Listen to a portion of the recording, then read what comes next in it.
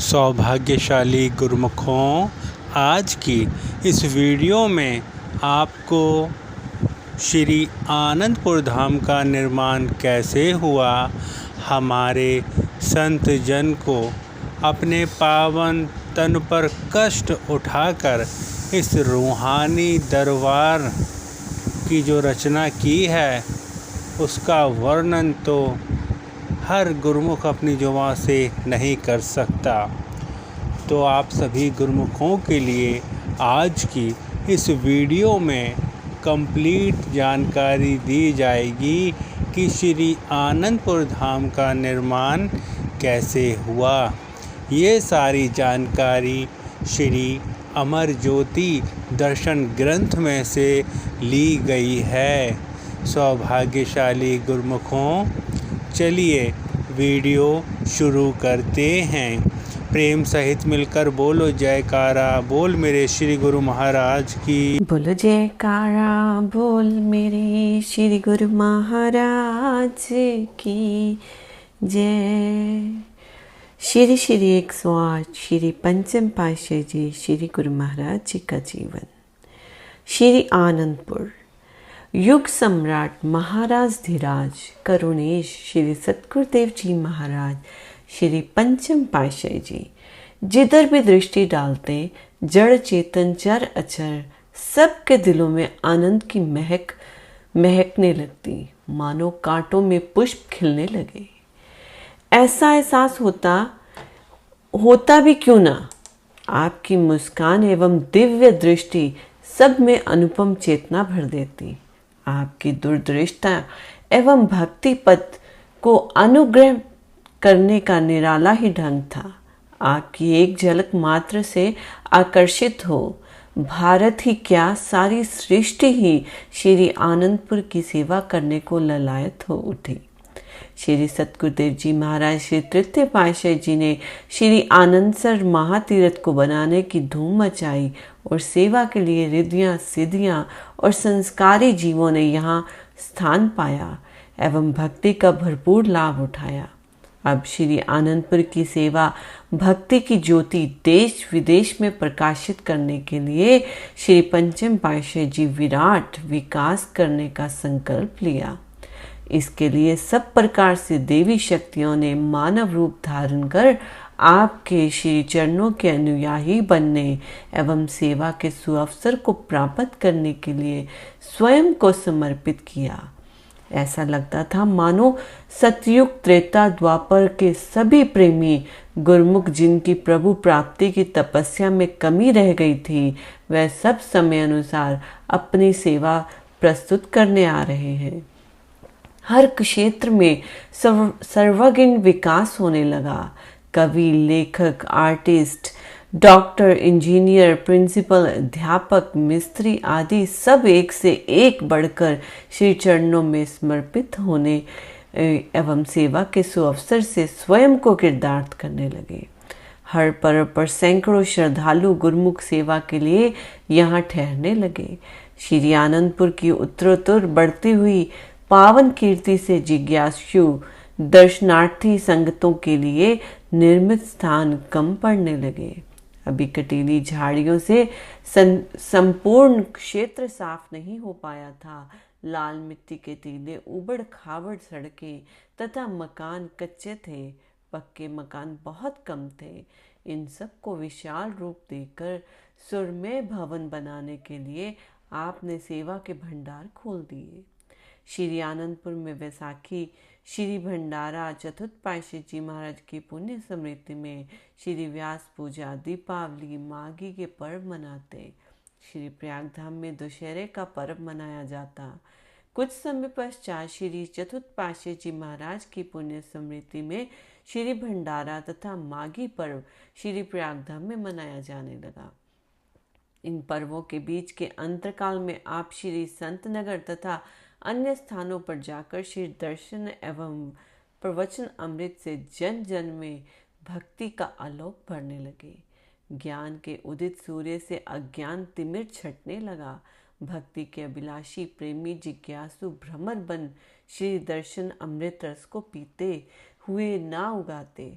सबने जीवन में एक नई स्फूर्ति को पाया।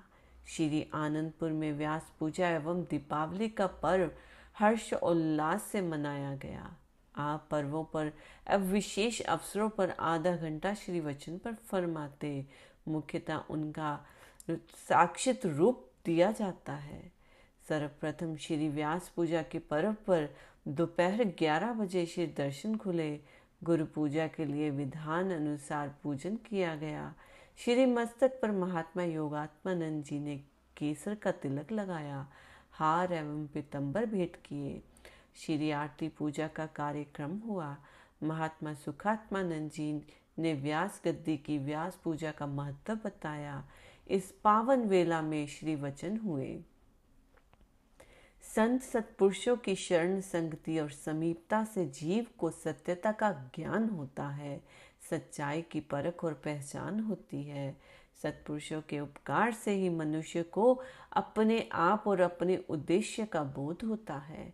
आम संसारी जीवों को इस सच्चाई का ज्ञान नहीं होता, क्योंकि वह तो खाने पीने और इंद्रियों की इच्छा पूर्ति में ही बिजी रहते हैं।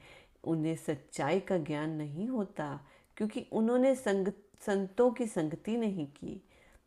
सत्पुरुषों के संग में आकर ज्ञान का जो प्रकाश मिलता है, उस ज्ञान की ज्योति के सहारे मनुष्य अपने आप अपने अंदर वास्तविकता और सत्यता का अनुभव कर सकता है। ज्ञान इंद्रियों और कर्म इंद्रियों की शक्ति से ये काया देखती, सुनती और अनेक भोगों का रस लेती है। जब जीवात्मा शरीर से निकल जाती है, तब शरीर से ही सब काम किए नहीं कर सकता। इससे स्पष्ट है कि शरीर के अंदर चेतन सत्ता कोई और है। साधारण लोग इस सत्यता से अपरिचित हैं, वे यथार्थ तत्व को नहीं जानते। इन तथ्यों की जानकारी जीव को सत्संग से मिलती है। ये शरीर ही नहीं, अपितु काया में निवास करने वाली आत्मा है, जो समस्त शक्तियों का केंद्र बिंदु है। उसी केंद्र बिंदु से शक्ति की रश्मियां निकलकर शरीर और इंद्रियों के द्वारा सब कार्य चक्र को चला रही है। इस प्रबल चेतना सत्ता के अंदर होते हुए भी मानव देह और विलासता के वश क्यों हो जाता है? इसका कारण ये है कि देह और आत्मा के मध्य में एक तीसरा तत्व है, मन, जो काया और आत्मा के प्रभाव को बदल देता है। ये मन देह को भोगों का दास बना देता है। परिणाम स्वरूप आत्मा को सुख दुख, रोग शोक एवं कल्पनाओं का शिकार होना पड़ता है और ये नीच योनियों के बंधन में जा पड़ती है। किंतु सत्संग के प्रभाव से यदि मन ईश्वर के प्रेम में मगन हो जाए, तो वह जीवात्मा नीच योनियों के बंधन से मुक्त होकर मालिक से मिल सकती है। संगति का प्रभाव कभी निष्फल नहीं जाता। संग से मनुष्य के विचार, कर्म और वचन बदल जाते हैं। सत्पुरुषों की संगति से मनुष्य कुछ और ही हो जाता है, उसकी काया ही पलट जाती है। मानव जीवन का असली लक्ष्य पूर्ण हो जाता है। विद्वानों ने कहा है, इल्म कहते ही नहीं अल्फाज की पहचान को, इल्म वह है जो बताए जिंदगी की शान को। यथार्थ ज्ञान वही है जो अक्षरों के ज्ञान तक सीमित न रहे, अपितु मनुष्य में जीवन के पौष्टिक तत्वों का ज्ञान कराए। संपूर्ण विद्याओं का निष्कर्ष यही है कि ए मानव, तू ये जान ले कि मैं कौन हूँ और मैंने अंतिम समय के लिए कौन सा सामान संचित किया है। सभी शास्त्रों, ग्रंथों और पुस्तकों का सार यही है कि मनुष्य अपने अस्तित्व को पहचाने और अपने वास्तविक कार्य में जुट जाए। जब तक अपने आप की परख नहीं, जीव तब तक धोखे में पड़ा हुआ है। जब वास्तविकता का बोध हो जाता है, तो असल और नकल का पर्दा हट जाता है। संसारी पुरुष प्राय वास्तविकता से अनभिज्ञ रहता है। मनुष्य देह जो प्राप्त हुई है ये आत्मा के आधार पर काम करती है। इस आत्मा से मुक्ति का काम करना है। आत्मा स्वामी है और देह दासी है। परंतु इस भ्रम में पढ़कर मनुष्य ने शरीर को स्वामी बना रखा है और आत्मा को दास।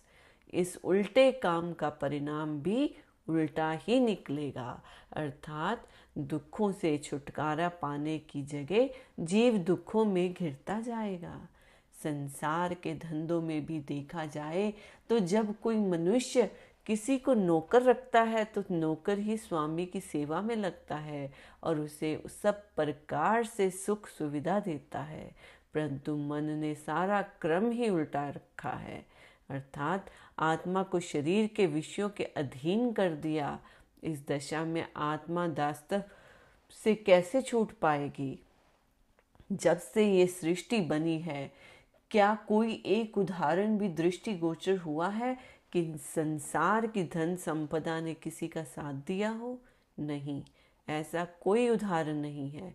परंतु जिन्होंने अपनी आत्मा का साक्षात्कार कर लिया, उन्होंने आत्मा के साथ नाता जोड़कर शाश्वत सुख शांति को पाकर जीवन के मधुमेह बना लिया। वह जगत में अमर हो गए। इतिहास में ऐसे कितने ही उदाहरण मिलते हैं जिन्होंने सत्संग के प्रभाव से सत्यता को समझा और उच्चतम पदार्थों को प्राप्त किया। शबरी, रविदास जी, भगत सतना, छन्ना जट, धन्ना जट एवं अन्य कई भक्तों के नाम इतिहास में अमर हैं।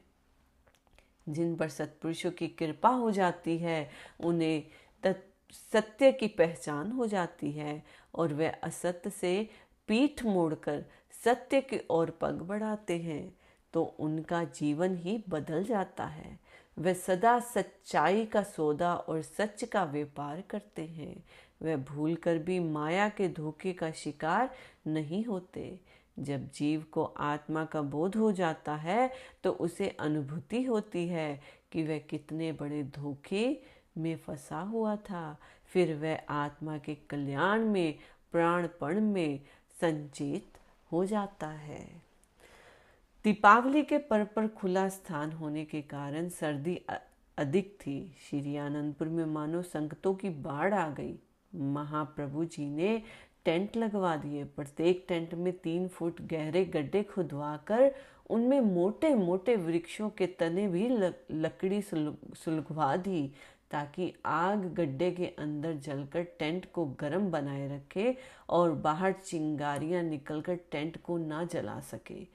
कमरों में रहने वाली संगतें भी टेंटों में रहने की इच्छुक बनने लगी। सब गुरुमुख इतने प्रसन्न थे कि श्री गुरु महाराज जी माता पिता से अधिक हित चिंता करते हैं। सब श्री सतगुरुदेव जी महाराज की महिमा एवं गुणगान करने लगे। दीपावली पर्व के दिन श्री दर्शन खुले, मोमबत्तियां बांटी गई। सब ने जगमग करती हुई मोमबत्तियों से हॉल में जगमगाहट कर दी। आपने श्री वचन फरमाए, आज दिवाली का शुभ त्योहार है। दिवाली की रात अधिक रात होती है, अंधेरी रात होती है। महापुरुष इस अंधेरी रात में भक्ति की रोशनी करते हैं। गुरुमुख जन उस भक्ति की रोशनी को अपने दिल में बरसाते हैं और अपना जीवन सफल बना लेते हैं। यही सच्ची दिवाली है। संसारी लोग भी दिवाली मनाते हैं। वे दीपक जलाकर या किसी और साधन से थोड़ी देर के लिए बाहर की रोशनी कर लेते हैं और समझते हैं कि उन्होंने दिवाली मना ली। मगर बाहर रोशनी कर लेने से अंदर का अंधेरा तो दूर नहीं होता। उनके घट में तो उसी प्रकार अज्ञान का अंधेरा छाया रहता है। इस अज्ञान के अंधेरे की वजह से ही माया में रचे पचे रहते हैं और हमेशा दुखी रहते हैं। उनको ना किसी लोक में सुख मिलता है और ना ही उसका परलोक संवरता है। महापुरुष संसार में जो भक्ति रोशनी करते हैं, गुरुमुख जन उस भक्ति की रोशनी को दिल में बसाते हैं। भक्ति की रोशनी जब हृदय में एक बार हो जाती है तो फिर वह रोशनी हमेशा ही बनी रहती है। बाहर की रोशनी तो कुछ देर बाद बुझ जाती है, मगर भक्ति की रोशनी कभी नहीं बुझती, वह हमेशा जगमगाती है। श्री रामचरितमानस जी में भी यही आया है कि ये भक्ति प्रकाश रूप है और हमेशा जगमगाती रहती है। जैसे चिंतामणि हमेशा जगमगाती रहती है, ये भक्ति रूपी चिंतामणि दिए कि घी और बाती की मोहताज नहीं है। जो गुरुमुख जन इस भक्ति चिंतामणि को हृदय में बसा लेते हैं, उसका हृदय हमेशा ही प्रकाश से भरपूर हो जाता है, जिससे सुख उनके नज़दीक रहता है और दुख कोसों दूर, और हमेशा खुशियों से भरपूर रहते हैं।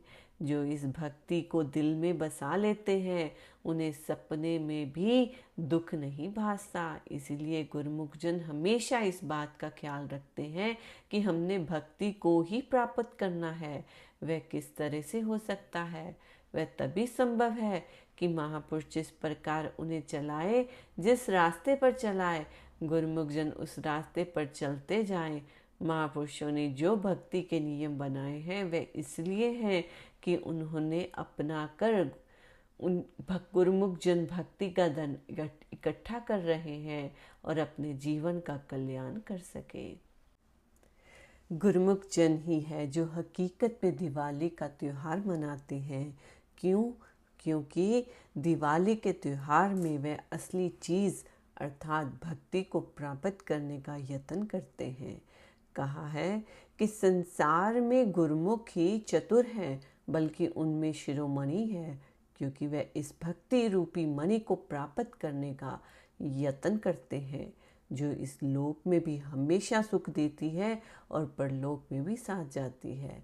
इसके लिए गुरुमुख जन महापुरुषों की आज्ञा के अनुसार चलते हैं, भक्ति के नियमों को अपनाते हैं, ताकि जीवन में भक्ति का धन एकत्र होता है। इस बात को दृष्टिगत रखते हुए गुरुमुख जन हमेशा सतर्क रहते हैं, ख्यालों को दूसरी तरफ नहीं जाने देते। वह केवल इस बात की तरफ ख्याल करते हैं कि सतगुरु का बख्शा हुआ जो नाम है, उसका सुमिरन करे और भक्ति के साधनों की पालना करे। इस प्रकार महापुरुषों की आज्ञा के अनुसार भक्ति के नियमों की पालना करके गुरुमुख जन सच्ची दिवाली मनाते हैं। अपना ये जीवन भी सच्ची खुशियों से भर लेते हैं, परलोक भी स्वार लेते हैं और महापुरुषों का आशीर्वाद प्राप्त करके अपना मनुष्य जन्म सफल कर लेते हैं। आपके दिसंबर सन 1970 में श्री संतनगर का कार्यक्रम बनाया। मार्ग में 2 दिन ग्वालियर परम धाम में तथा 15 दिन श्री संतनगर में परमार्थ लाभ करवाकर वापस श्री आनंदपुर लौट आए। श्री आनंदपुर की भूमि पर प्रेमियों की उमंगे तरंगे श्री चरणों को छूने को ललायत थी। नव वर्ष के प्रथम दिवस को श्री वचन हुए, गुरुमुखों, आज नए साल का शुभारंभ है। आज नए साल का नया दिन है। कुदरती तौर पर एक इंसान नई चीज़ देखकर, नई बात सुनकर, नई चीज़ इस्तेमाल में लाकर और नए साल के नए दिन में खुशी अनुभव करता है। ये इंसान के अंदर कुदरती गुण है, मगर देखना ये है कि क्या ये खुशी हमेशा कायम रहने वाली है? हरगिज़ नहीं। थोड़े समय के लिए ये खुशी मनुष्य को अनुभव होने लगती है, लेकिन फिर गायब हो जाती है। कारण क्या? जिन पदार्थों को प्राप्त करके वह खुशी महसूस करता है, वह सब पदार्थ विनष्ट जाने वाले हैं, बेबका है। इसीलिए इनको प्राप्त करके जो खुशी मनुष्य को अनुभव होती है, वह स्थायी नहीं होती। स्थायी और सुखदायी वस्तु क्या है? वह है मालिक की भक्ति, नाम, भजन की कमाई और निष्काम सेवा, जिन्हें करने से जीव कतराता है, सेवा में कष्ट महसूस करता है, भजन सत्संग में समय नहीं देता और मन माया के अधीन होकर विषयों के रसों में सुख की तलाश करता है। इसी को हासिल करने में जीवन समाप्त कर देता है। वाणी में कथन आया है, आशा करता जग मुआ, आशा मरे न जाए, नानक आशा पूरिया सच्चे स्यों चित लाए। इंसान ख्वाहिशों की चाहना करता हुआ इस जहान से कूच कर जाता है, परंतु इसकी इच्छाएं खत्म नहीं होती।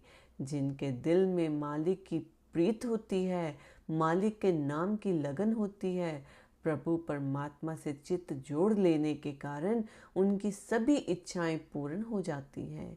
इसके लिए रोज़मर्रा जो सत्संग श्रवण करते हो, उन वचनों को अमल में लाने की ज़रूरत है।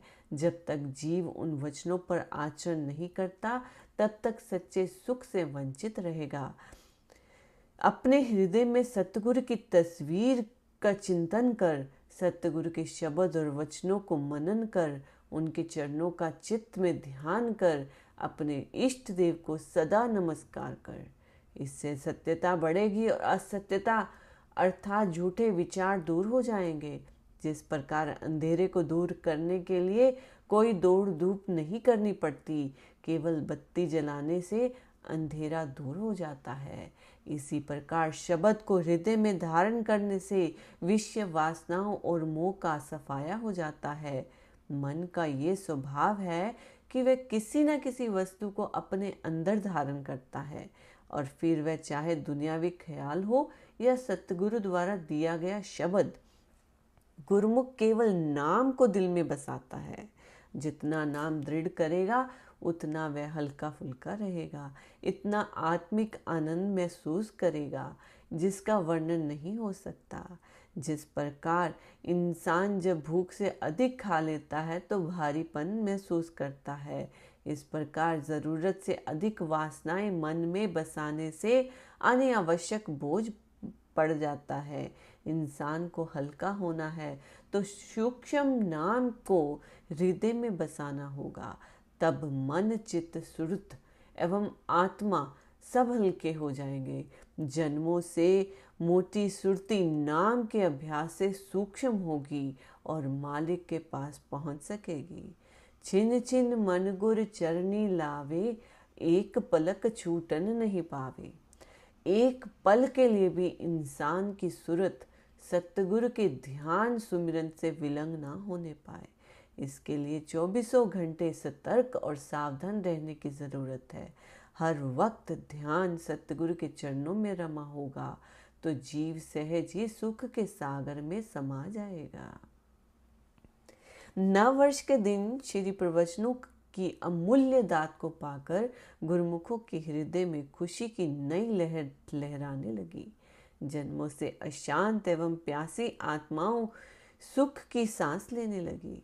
1971 का आगमन श्री सतगुरुदेव जी महाराज पंचम पातशाही जी के दिव्य तेजोमय स्वरूप का देदीप्यमान प्रकाश हजारों सूर्य की किरणें बिखेरता हुआ मानो जन जन में आनंद की लहरें भर गया।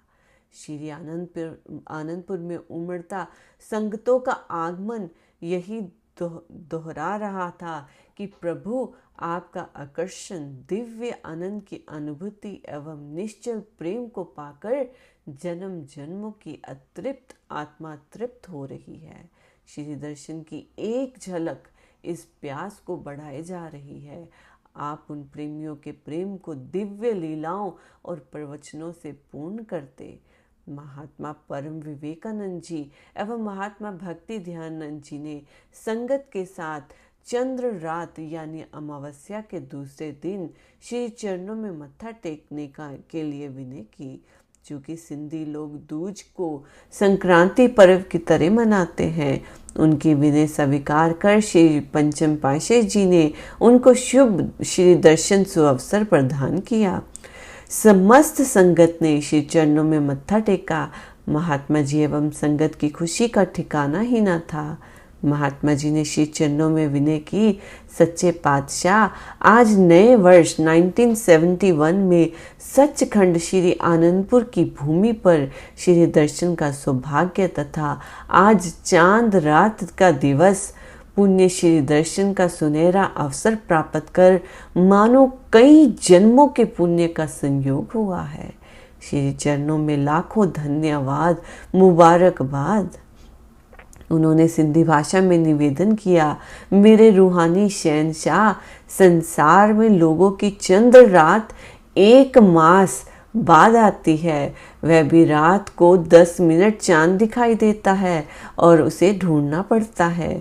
हमारा चंद्रमा तो सामने ऐसा चढ़ा हुआ है कि आंखों के सामने, अर्थात आंखें खोले या बंद करें, ये अपने रूहानी तेज से अंतर में प्रकाशित है। पूर्णिमा के चांद के प्रकाश में कमी ना बढ़ोतरी होती रहती है, परंतु ये चंद्रमा, ये दिव्य रूहानी दर्शन अंतर मन में हजारों सूर्यों के समान प्रकाशित हो रहा है। अंतर आत्मा हृदय में अथाह खुशी भर रही है। आपने श्री वचन फरमाए, ये सब गुरुमुख प्रेमियों के विश्वास और श्रद्धा का परिणाम है। भावना शुद्ध होगी, नाम में प्रीति होगी, प्रभु के लिए निश्चल प्रेम होगा तो अंतर आत्मा स्वच्छ होगी, उसमें वही नूर झलकेगा और दिव्य ज्योति के दर्शन होंगे और हो रहे हैं।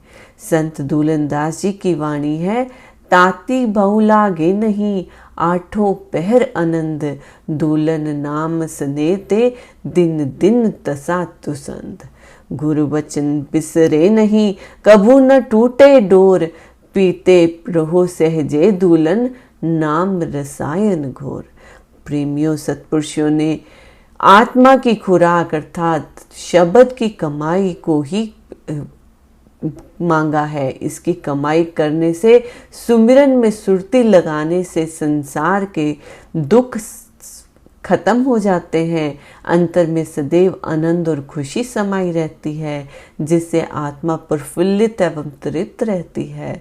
सुरती को नाम में जोड़ना ही ऐसे है जैसे दूज का चांद बढ़ता ही जाता है, अर्थात अंतर आत्मा प्रकाशित रहती है। गुरुमुखो, नाम को दिल में बसाना ही सतगुरु के दर्शन को पाना है। नाम ही सतगुरु है, सतगुरु नाम स्वरूप है। इसलिए सतगुरु के वचनों को हृदय में बसाते हुए सुरती को नाम में लगाए रखना है।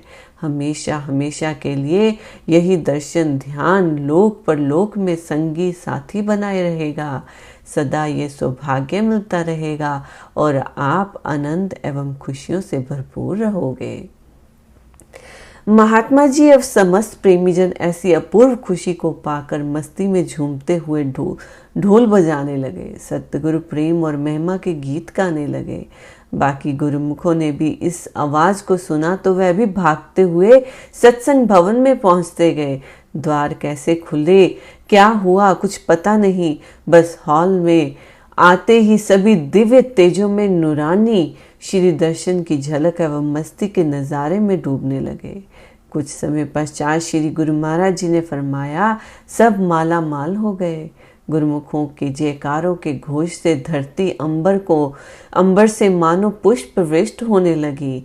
इसके पश्चात श्री आनंदपुर में, श्री संत नगर में, श्री प्रयागधाम, जहाँ भी श्री गुरु महाराज जी विराजमान होते और चंद्र दूज रात आती तो महात्मा परम विवेकानंद जी, सिंधी श्रीमान जी तथा सब सिंधी संगत एवं प्रेमियों को श्री दर्शन के अनुपम नज़ारों से निहाल करते, श्री वचन फरमाते और मनुष्य जन्म के ध्येय को पाने के लिए भक्ति नाम सुमिरन के लिए विशेष जागृति प्रदान करते। श्री परमहंस अद्वैत मत के सभी आश्रमों का विवरण उन्हीं स्थानों पर संकलित किया गया है। श्री सतगुरुदेव जी महाराज के सन्मुख ऐतिहासिक युग युगांतरों तक शाश्वत ज्योति स्तंभ अनुष्ठान पूर्ण करने के लिए प्रस्तुत थे, अर्थात ज्योति में उपासना का स्थल का नव निर्माण और साज सजाओ से पूर्ण करना। श्री परमहंस अद्वैत मंदिर का प्रत्येक आश्रम का निर्माण, महापुरुषों के अमर जीवन का संकलन, साधु मंडली का विधान आदि अनेक कार्य श्री परमहंस अद्वैत मत की महामहिमा फैलाने के लिए अत्यंत उत्सुकता भर रहे थे। आपने इन सब कार्य को आरंभ करने का संकल्प लिया। सर्वप्रथम ज्योति में उपासना स्थल श्री आनंद सर, श्री परमहंस अद्वैत मंदिर, श्री आनंद शांति भवन, श्री आनंद शांति धाम दोनों और श्री शांति भवन श्री आनंद अमृत कुंड को भव्य नव्य रूप देते हुए युग युगांतरों तक आत्मा से परमात्मा को एकाकार करने का विशेष स्थान बना दिया। आप इनके साथ साथ सभी परमार्थिक कार्य का निर्माण कार्य को मुख्यता प्रदान करते हुए उन्हें पूरा करने में संलग्न रहे। विश्व के कोने कोने में गुरु भक्ति के आनंद का जन जन में संचार किया। ये कार्य 1 या 2 वर्ष से पूर्ण नहीं हो सकते थे, परंतु इनका विवरण एक ही स्थान पर दिया गया है। सृष्टि का कण कण एवं जन जन आपके महामहिम उपकारों का आभारी है। बोलो जयकारा बोल मेरे श्री गुरु महाराज की जय। बोलो जयकारा बोल मेरे श्री गुरु महाराज की जय। श्री श्री 108 श्री पंचम पातशाही जी श्री गुरु महाराज जी का जीवन। श्री आनंदपुर युग सम्राट। आज की वीडियो में बस इतना ही। मिलते हैं अगले वीडियो में। प्रेम सहित मिलकर बोलो जयकारा बोल मेरे श्री गुरु महाराज की जय। श्री सद्गुरुदेव भगवान की जय।